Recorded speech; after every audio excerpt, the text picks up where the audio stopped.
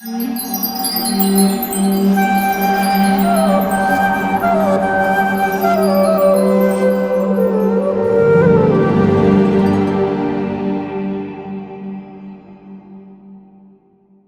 everyone, welcome to our talk show. We have with us Chaitanya Charan with us. He is an acclaimed author, a mentor, a life coach and a monk. He has been an invited speaker at several international conferences organized by UNESCO, and he has spoken on the interface of science and spirituality, and he has also given invited speeches at colleges, universities and companies all over the world, from Australia to America. And he is an author of 18 books on contemporary application of spiritual wisdom, and his articles appear frequently in several Indian newspapers, including the reputed Speaking Tree in the Times of India. So we are very happy to have him here with us, and we welcome you. Thank you. Happy to be here. So in this show, we would like to learn a little bit more about the interface of science and spirituality. So I myself am from a scientific background, and I would like to learn from you of how can a scientist be spiritual, or is science and spiritual contradictory and there is no intersection between the two, and how one can be spiritual if he is a scientist in his occupation. Actually, science and religion, if we say, that's the relationship that Einstein talked about. So he said that religion without science is blind, science without religion is lame. So he basically talked about a synergy between the two. Einstein also said that the arts, the sciences and the religions, they are fruits of the same tree of human knowledge. So the same human search for knowledge, when it is directed in one way, it gives us the sciences. When it's directed in another way, it gives us religions. When it's directed in another way, it gives us arts. So it's not that the science and religion are intrinsically contradictory. They are ultimately products of the same human search for understanding. Now, before we go deeper into the subject, I would like to deal with semantics first. Make sure we are discussing about the same topics.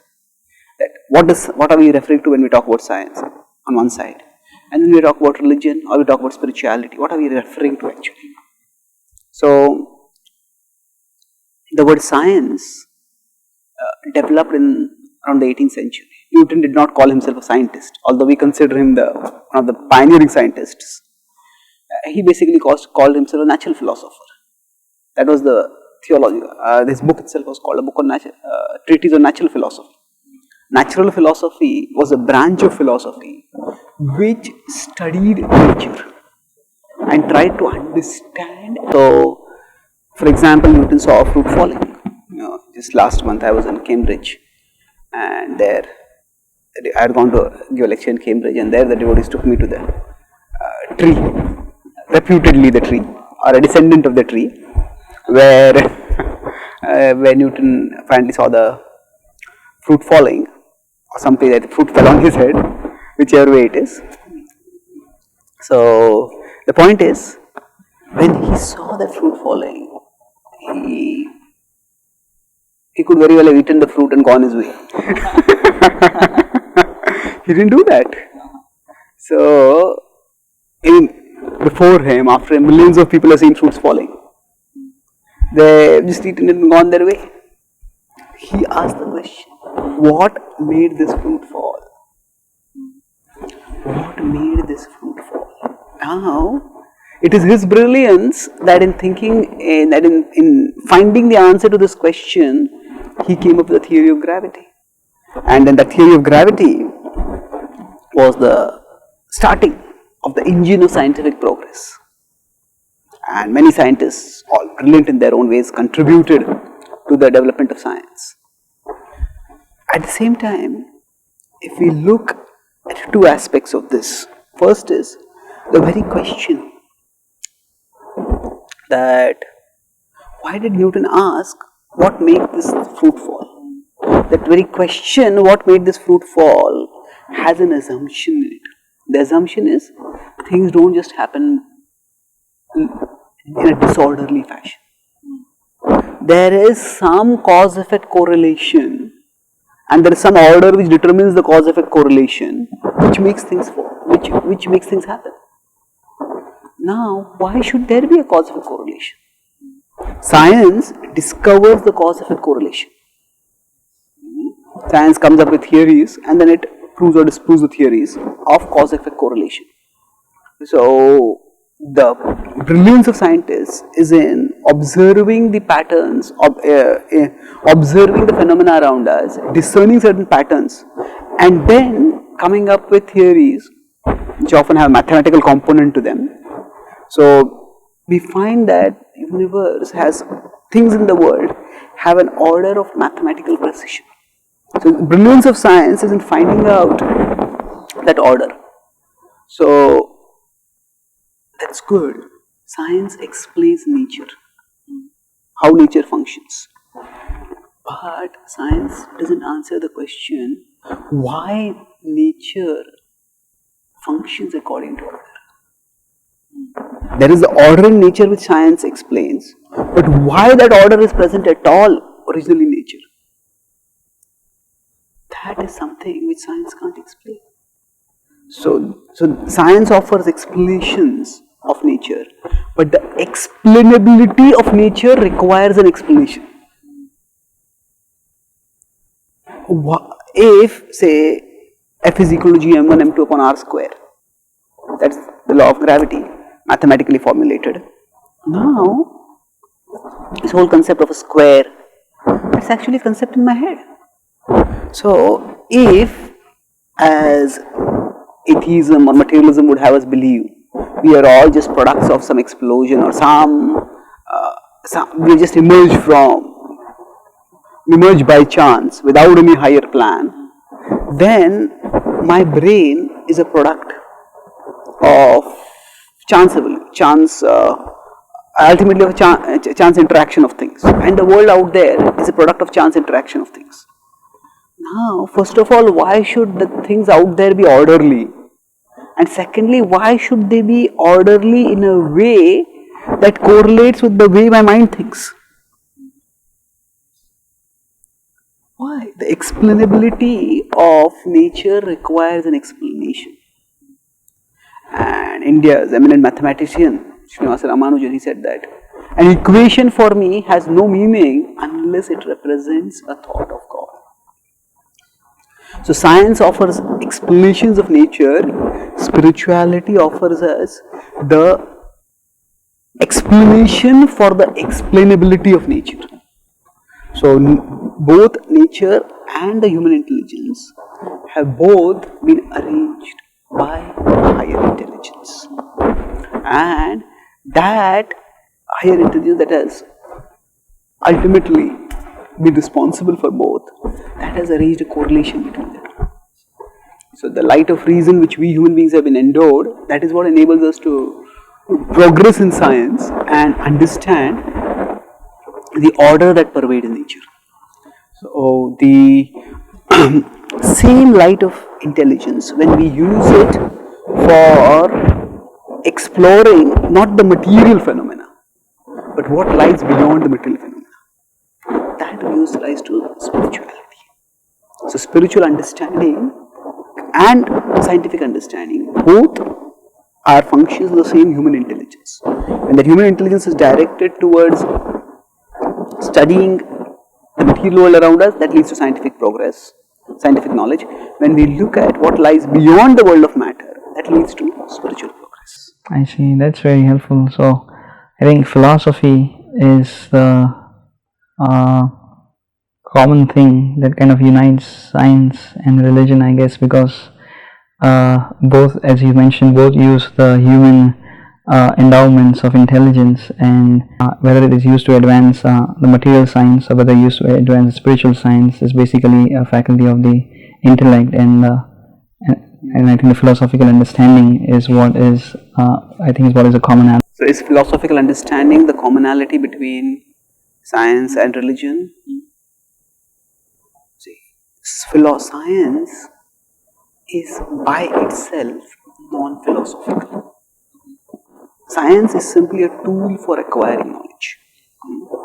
And at the start of the age of science, basically scientists decided that the world around us has many patterns to observe, many phenomena, many observations, many things to note. So they decided to focus on that which was measurable. Length, breadth, mass, speed, weight, whatever. These are measurable parameters. And the non-measurable parameters, beauty, taste, fragrance, all these science left aside. Now, this was a methodological choice. And this idea that science doesn't look for that which is non-measurable and ultimately that which is non-material. This is a methodological tool. It is called as methodological naturalism. So that means science looks for natural explanations for natural phenomena. So for example, when you are looking at what makes a fruit fall, now he will not think about any supernatural explanation. While he is studying as a scientist. So now Newton himself believed in God. And he in fact at one time said that, "Oh God, I think thy thoughts after thee." I think thy thoughts after thee. That means he saw his scientific discoveries as spiritual insights into the way God has arranged for this world to work. But science itself does not focus on God. God by definition is non-material. So science focuses on the material. So now the precision of the material arrangement, say for example the mathematical precision of particular scientific laws, that can point to God. But science restricts itself to material explanations for material phenomena. That is methodological naturalism, and that is simply a method of functioning. So for example, if I am cleaning my house and I am going to clean with a broom, then when I am cleaning with a broom, it's a method, it's a choice of a method, and I am not really looking for microscopic dirt. If I was looking for, if I am looking for remains or residues of some dangerous radioactive element over here, I won't use a broom to clean it.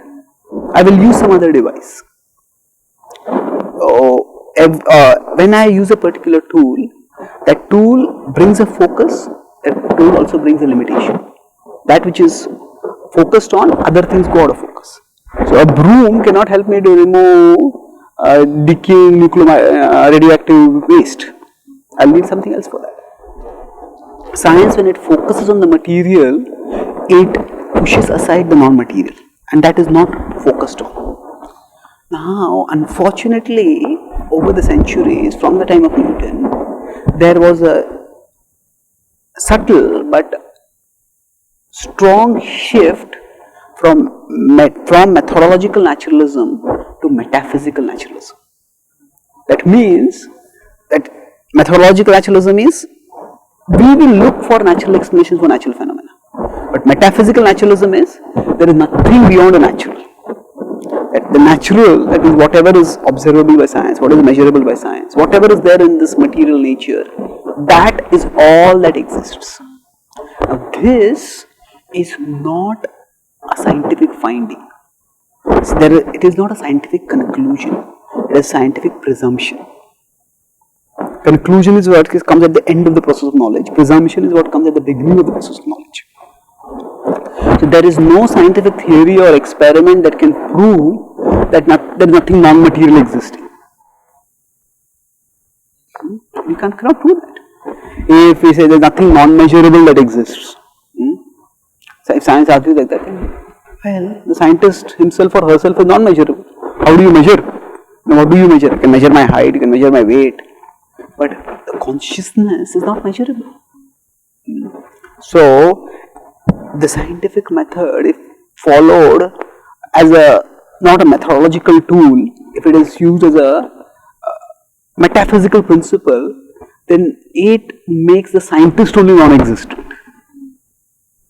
Because there is no such thing as, if anything, everything measurable is all that exists, then person is not measurable, personality is not measurable, so individuality is not. So then this is the result. So Schopenhauer said that materialism is the philosophy that has left the philosopher out of the philosophy. So again, moving forward, so this is the reason if science is non-philosophical. When science claims to be philosophy, that leads to big problems. The science is a methodological tool, but so there is science and there is scientism. Scientism is a portmanteau. Portmanteau is two words brought together. You have smoke and fog, you call it smog. So like that, science and imperialism. Scientific imperialism is called a scientism. So where scientism is, science puts the crown of God on itself. That means science claims omniscience. Now, science itself is different from scientism. Science is the tool for acquiring knowledge. Scientism is the belief system which claims that science is the only tool for acquiring knowledge. That whatever is not known through science doesn't exist.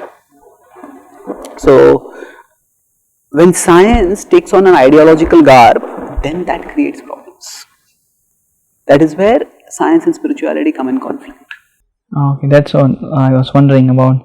Why do most of the times we see that science and religion kind of standing against each other, kind of not knowing what are the common factors or what exactly they are trying to achieve by their practice or by their discoveries and like that. So I would like to know from you now, how can we bring about the synergy between science and religion now, because there has been so many conflict over the years.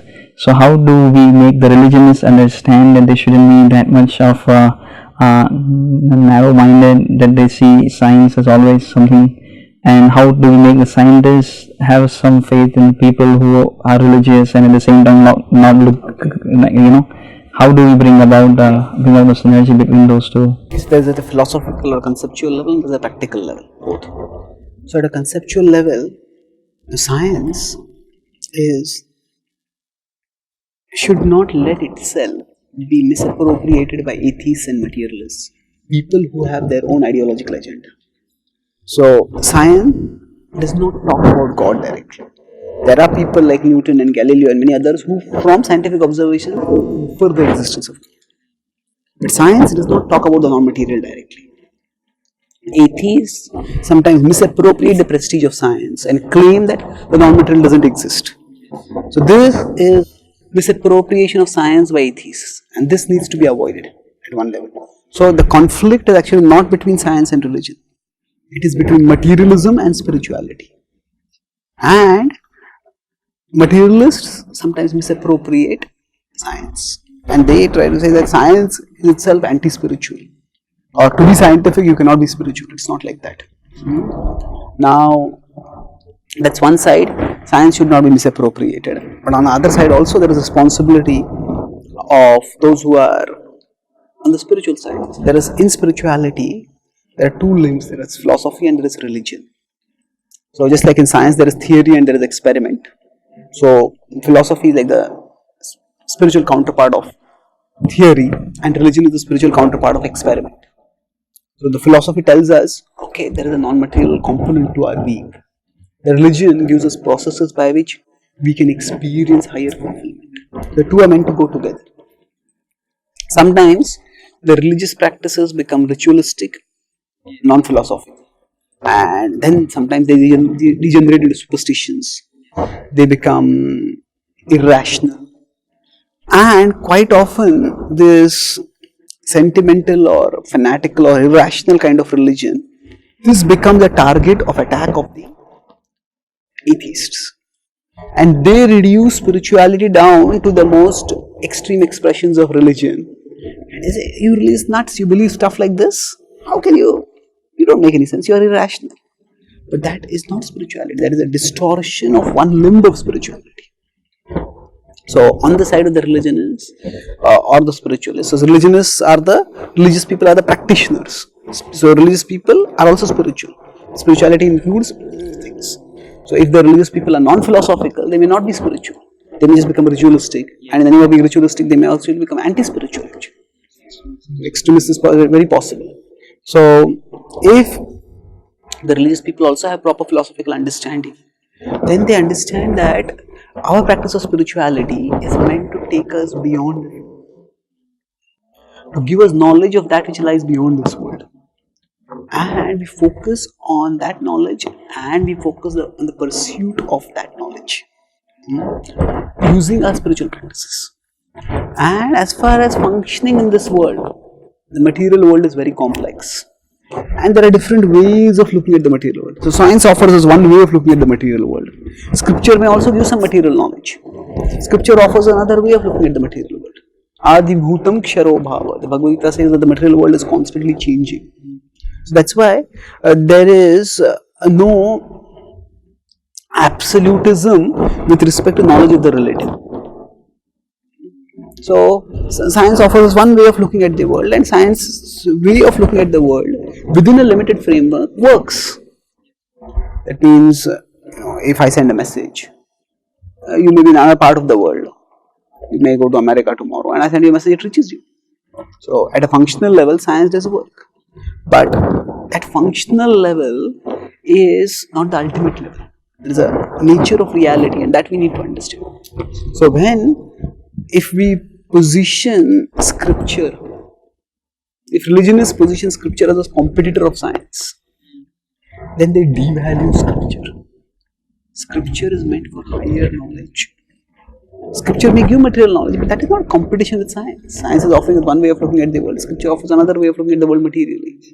But Scripture's essential contribution is to give us spiritual. And how do we reconcile both? By recognizing their domains. So I'll conclude with one example. Say somebody is playing billiards.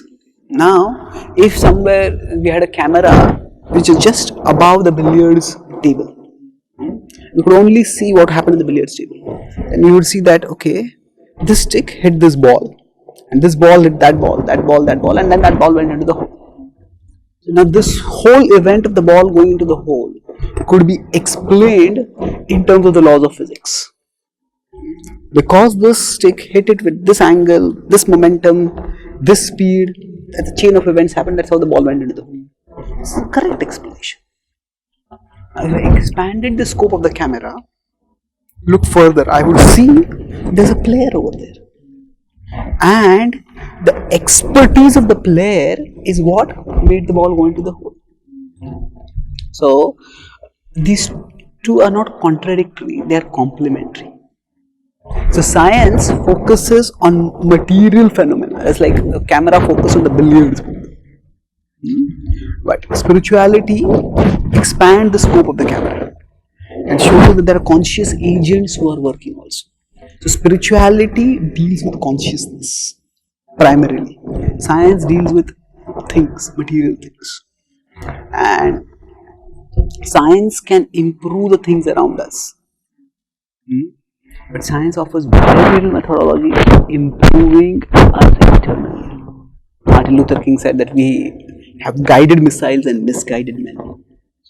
Our scientific power has outrun our spiritual power. That's what he said. So we, with science, have been able to guide the missiles externally, but we need to guide ourselves internally. And inner world is basically the world of consciousness. So what that world of consciousness is and how the consciousness can be improved. If anger is, somebody is very angry, science cannot just give us a pill which can cure our anger. You might put your person to sleep, but you can't cure the anger. But spirituality can offer us time-tested process of inner transformation, by which we can actually change for the better. The negative forces within us, which sabotage us, we can curb them, we can cure them. So the synergy of science and spirituality can be summarized in one couplet. Science can make things better, spirituality can make people better. Wow, that's very powerful. Thank you for being with us on the show. It was very educative. I hope it brings about a transformation of viewers, and we really enjoyed speaking with you here. Thank you so much for your time.